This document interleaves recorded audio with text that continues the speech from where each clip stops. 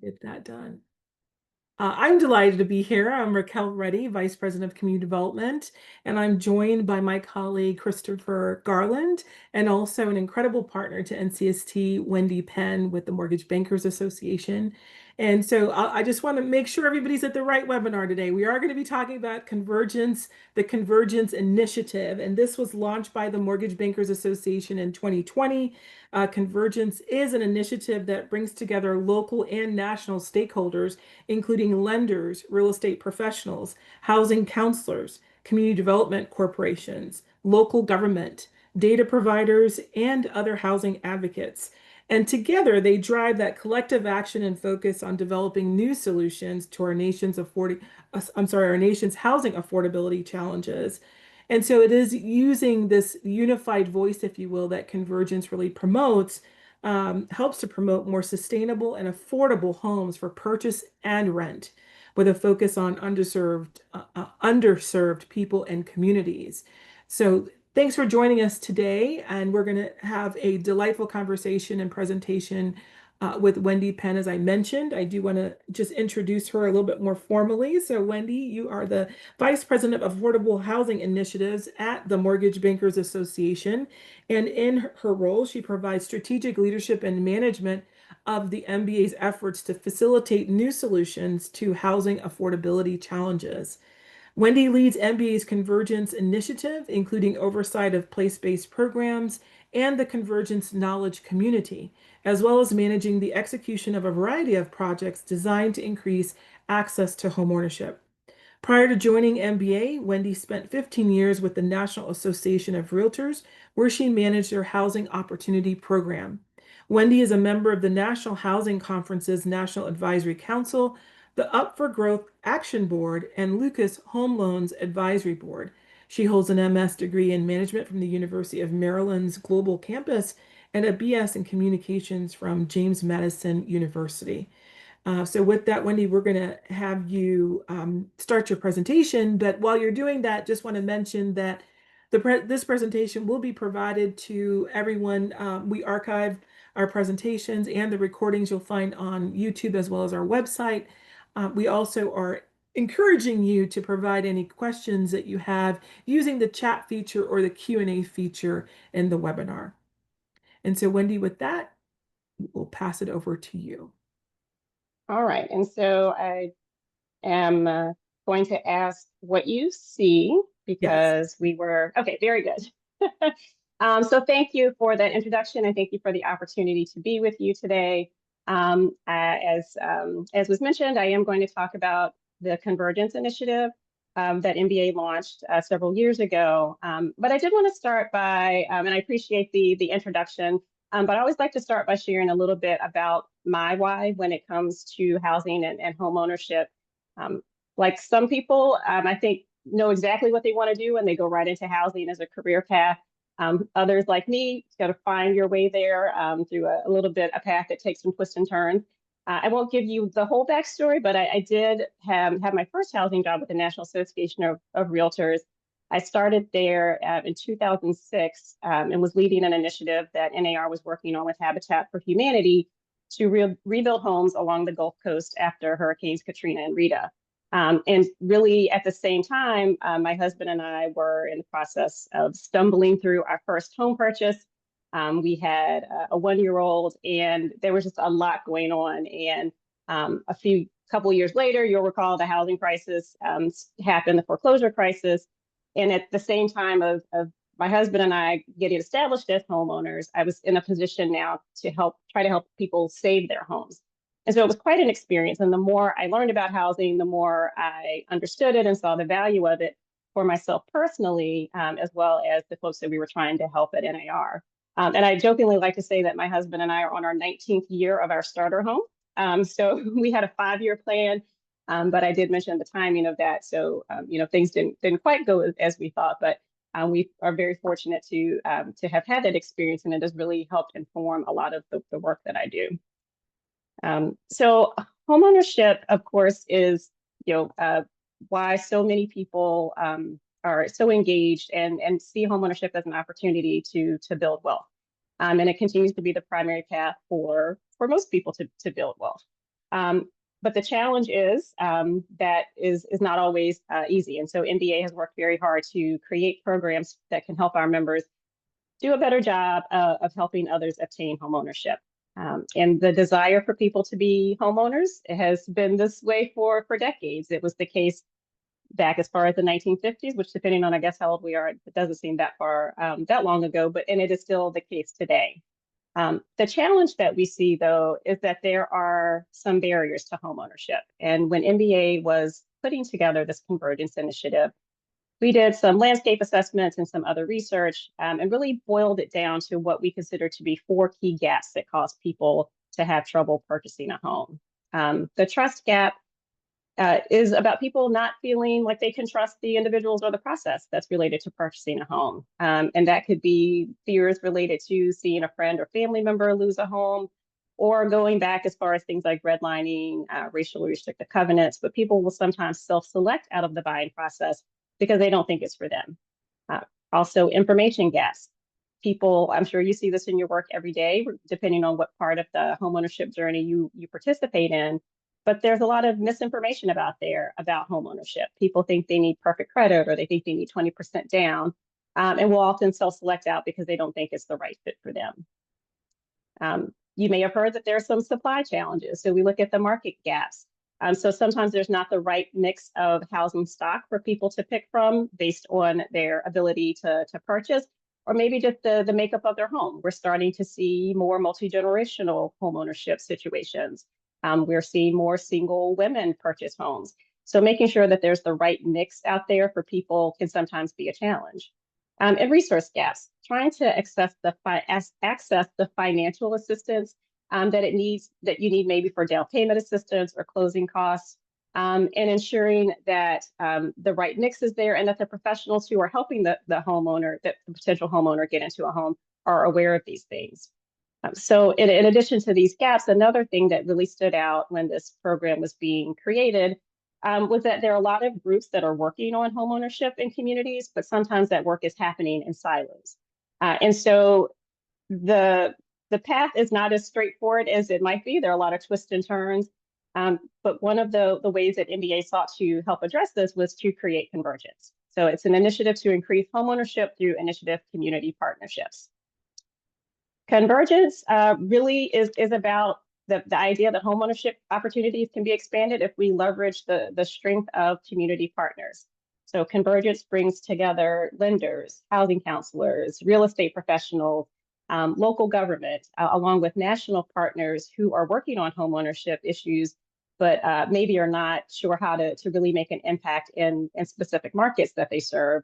But bringing those groups together in a way to leverage the good work that's already happening in communities, and then test out new solutions that seem to be a fit for what is missing.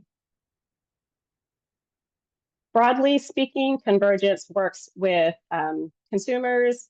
I'm sorry, I'm pausing because it seems like maybe some of the text is missing from my slide, but we work with consumers, practitioners, and local government. So we connect directly with individuals and families, ensuring that they have the tools and the resources that they need to pursue homeownership. Also working with housing professionals that I mentioned just a few minutes ago, making sure that they have the information, the tools, the right mix of programs and products that they need to help consumers. And then also making sure we coordinate with local government. There's a lot of work happening through local government to try to increase homeownership opportunities. So it's important that the work that we do can complement that and that we are in alignment with what might already be happening locally. Guess there were animations. Okay.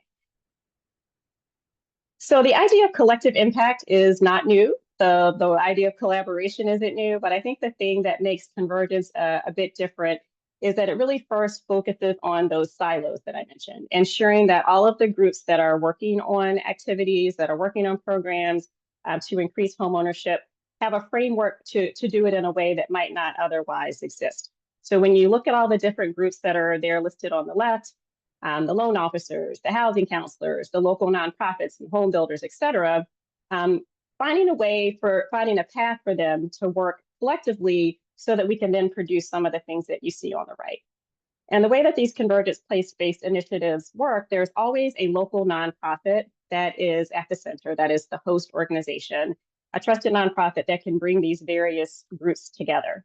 And that local nonprofit is the voice, the face, the leader of these initiatives. And I will talk about the locations where we are operating in a few more slides and give you some examples of the work that's being done. But I can't stress enough the importance of the role of that local partner being at the center of things. That local host organizes all of these professionals into work streams. And the types of work streams or what they're called might vary a little bit based on what city that they're in. But the idea is that they align around those 4 gaps that I mentioned. So you might see a work stream about education and outreach, programs and products, about housing supply, preservation and sustainability. And those work groups are made up of all those different professionals that you see on the left, coming together, having conversations about what's working, what's missing, what's needed. And the great thing is that it creates a space really for some of the trust to be built among professionals so that they can have conversations and bring their particular perspective on an issue so that those solutions that come out of this work are well-rounded and really address the local needs. I talked about those gaps. And so the idea of Convergence is to use resources and supports and expertise to close those gaps. So where there are trust issues, Convergence works to build trust by listening to what's happening, what has happened locally, and not just, as I said, trust issues are deep rooted.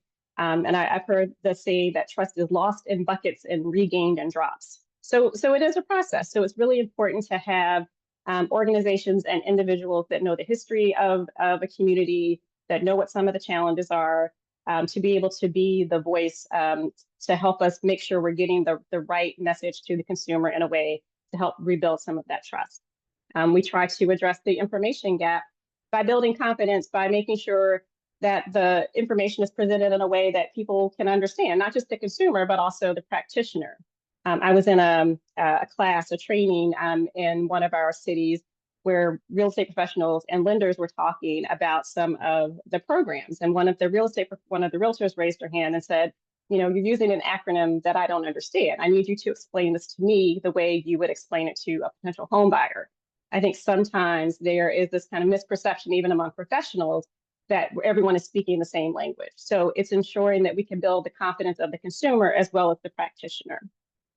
When we're looking at challenges of housing supply, making sure that we are testing strategies and running pilots where we can see how are we meeting the community's needs? Is it a situation where there are vacant properties that can be rehabbed and brought back to productive use?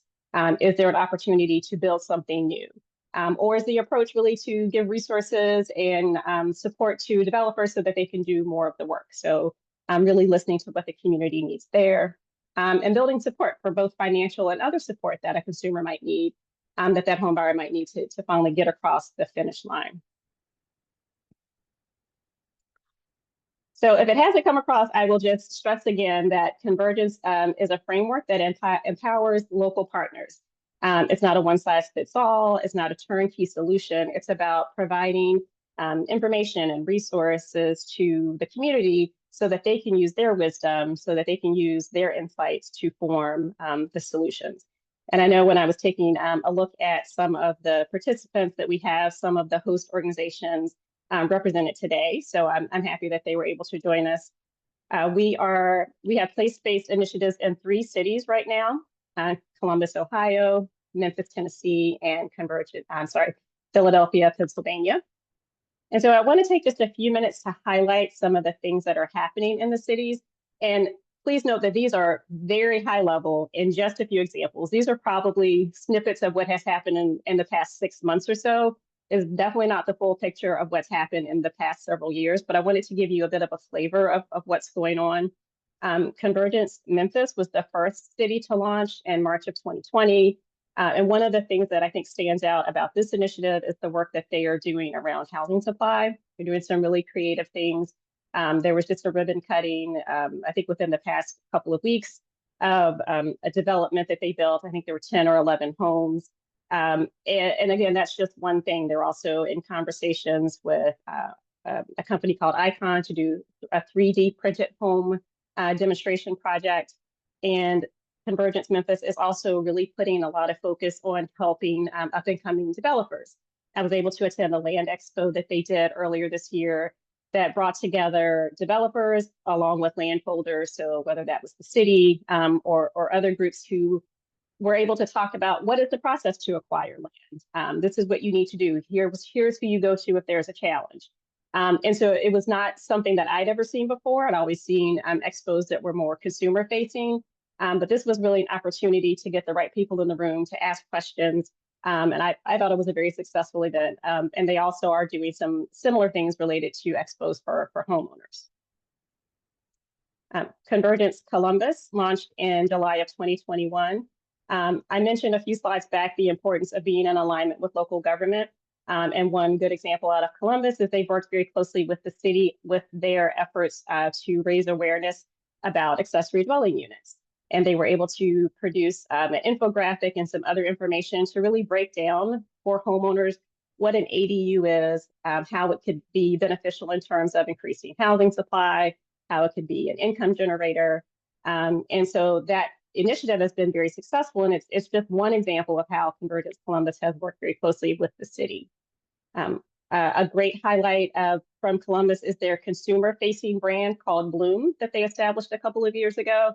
If you have the chance to go to bloom614.org, it is a website that's consumer-facing that has great information for the consumer. It has a journey map to show you really all the steps that it takes to get to homeownership. There are great profiles on there of professionals who are working with Convergence, who are knowledgeable. And so it's just an example of taking information that might be intimidating or hard for the consumer to understand and putting it into a very accessible format. And if you're curious, the 614 is the area code for Columbus. So that's why it's Blue 614. And Columbus is also doing some great work with educating the professionals, again, breaking down some of those silos and bringing professionals together so that they can learn about the tools and the programs and resources that are available to help aspiring home buyers. And Convergence Philadelphia launched in March of 2023. They have also done a tremendous amount of work to bridge some of the trust gap with professionals. A lot of the work that they have done in the past year or so has been about getting people into spaces together, to learn together, to establish connections. I had the opportunity to go to a housing summit that they had just, I guess, a couple of months ago. And it was an opportunity for professionals in the room to network and to become educated about some of the challenges and opportunities. There were speakers from the city to keep people informed about the initiatives that are going on that these professionals can tap into. And another thing that I want to highlight about the work that Convergence Philadelphia is doing is around heirs property and tangled titles. That is an issue that we are hearing more and more about, and it is very prevalent in Philadelphia. So the preservation and sustainability work stream is really focused on trying to figure out how to work with government and other partners to prevent tangled titles, but then and also find solutions. And so I highlighted just a few things from each city because I want to point out that even though they're all working on addressing those 4 gaps, the approach is different in each city. Some of the programs might be a little bit similar in how they're set up, but the idea is that they are presented with the opportunity to address those gaps based on the resources they have, based on the stakeholders who are willing participants, and to really make it something that is their own as opposed to being given instructions or a prescription on how to address their initiatives. We are going to be going into Baltimore, Maryland as the next Convergence city. And there'll be more information about Baltimore later this year or early next year in terms of how to get engaged and the organizations that are leading that initiative. I want to wrap up a little bit by talking about how we are sharing what we learn. The goal with Convergence is never to just assist the cities where we are, but to really build a network and a knowledge community where we can share across cities, but also more broadly. While it is our goal to expand into more cities and to try pilots and programs in other places, it's not likely that we'll be able to have a convergence in every city where there might be an interest or a need. So really what we're trying to do is share information through webinars that MBA puts on, or the local cities will also host webinars about the work that they're doing, opportunities like this to get in front of people and share what we're learning, are ways that we're trying to share the information and hopefully inspire people to follow this type of collaborative, collective impact work. We are also working to develop a website that will launch next year in January. So we're calling it a knowledge community, and we will have case studies where you can read about the work that's happening in the cities. You can read some of the profiles of the individuals that are engaged in each of the cities, with the idea being that you can replicate some of these programs in your city, even if there's not a full convergence, that hopefully the case studies and the other information will provide you enough information to be a bit of a guide so that you could do something similar. So we will continue to look for ways to share best practices, because the goal is to really get people to understand that collaboration and community partners are at the core or at the center of all of this. So the framework for convergence can really be applicable in many other places. And I hope to have the opportunity to maybe come back in about a year to share with you some more things that we've learned and maybe demonstrate what the Knowledge Community website looks like and how you can take advantage of some of those resources. I've been trying to monitor my time out of the corner of my eye, and I think I might be there. And I want to make sure we have time for questions. So I am going to include my email address just in case we don't get to all of the questions. If you want to reach out to me directly, you are welcome to do that. And I'm going to stop sharing, I think. Great. Thank you, Wendy.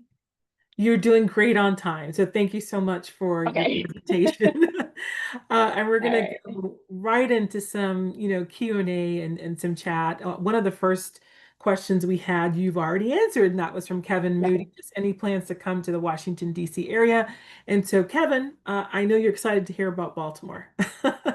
Oh, sorry, Chris. And if you see anything in the Q&A, please also go ahead and highlight for us too. Sure. So a question here from Sika Pryor.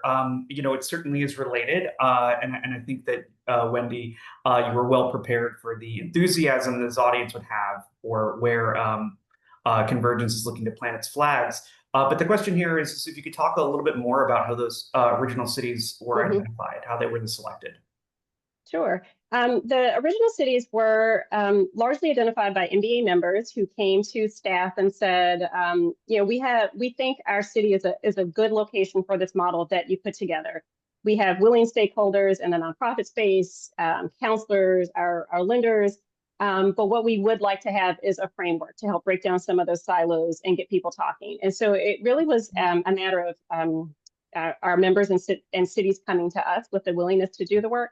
As we are starting to see more interest, we are moving toward, we do plan to move toward more of I wouldn't call it an application, but more of an interest form where we can ask some questions that an MBA member, maybe in a local nonprofit, maybe can come together to complete some of that information. And so I anticipate that will be something once we have that knowledge community website that I mentioned, that we will have information there on what the process is, because we do hope that there continues to be interest. And we do want to ensure that people have a pathway to express that interest and be considered. Well, I think there's certainly going to be a lot of interest in that. That's exciting to hear that you're putting that together. We'll look for that, as you said, later this year, next year. A question here from Jesse Keller. Is Convergence looking for stakeholders to partner with their Baltimore program? And if so, should they reach out to you? Yes, please reach out. We do have a host organization identified, but we haven't. I don't want to overwhelm them with outreach right now. So if you do have an interest in Baltimore, please do reach out to me directly, and I'm happy to share information about how you can get engaged and get in touch with that organization. Wonderful.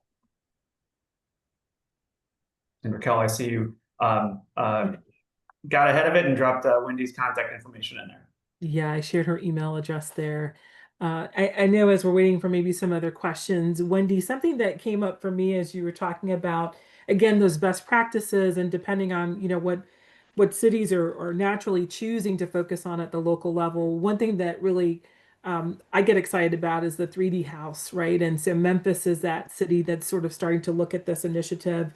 In your opinion, and in conversations with everybody at the table, meaning lenders are at the table. One question I had is, you know, are lenders or how are lenders looking to possibly finance like these innovative, you know, innovative ways as we look at affordable housing structures or types? And any Mhm. thoughts on that that you could share in with our group here?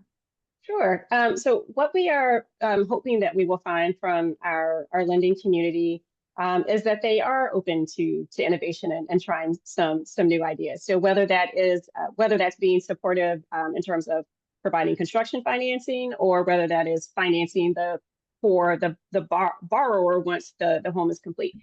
So we have multiple opportunities for engagement there, and in addition to well, in each city we have some key partners who are lender members or maybe part of a mortgage insurer who have really helped to stand up these initiatives.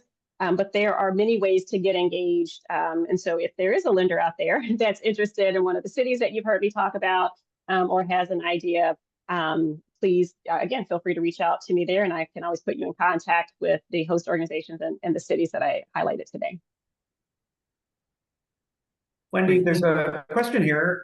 It's phrased, what's the biggest challenge scaling convergence beyond those original three cities? Mm. That is a great question. I think part of the biggest challenge is that it is not a one size fits all approach. Meaning there are certainly lessons learned, there are efficiencies that we've learned. So some of the processes like creating a work stream or being able to describe what the roles of a work stream co-lead and those sorts of things have become more clear and easier to replicate and communicate. But there is no substitute for the amount of time that it takes to make connections and to build trust. Once the host organization, once there's a connection there and they understand what the convergence model is and they are kind of bought in, they are then in a position to use their good name, their reputation to bring on other stakeholders. And so that's not a shortcut that can be taken. So I would say maybe not a challenge, but a reality is that it takes time to get to the point. So it's I made this analogy recently to someone that these initiatives are really like a tree that you plant. There's so much that happens before you see anything, maybe trees, maybe not the right, but so anything that you have to plant a seed and wait for the roots to take hold before you see something above the ground. So, I mentioned you'll hear more about Baltimore late this year, early next year, but there have been conversations going on for months. So it's the sort of thing like once you actually see something, there's probably been 9 months that went into it ahead of that. So that's the bigger piece of thing to deal with. It's just the amount of time, but it is very necessary. Understood. And for the record, I think planting a tree is a wonderful metaphor.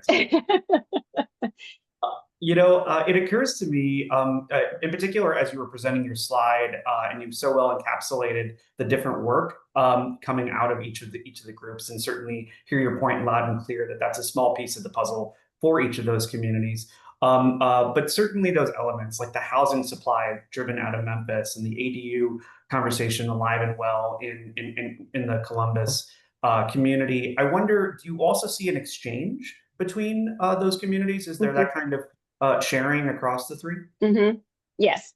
I would say they were already doing some informal networking and sharing. And so which is great. There's a lot of peer-to-peer learning that's happening.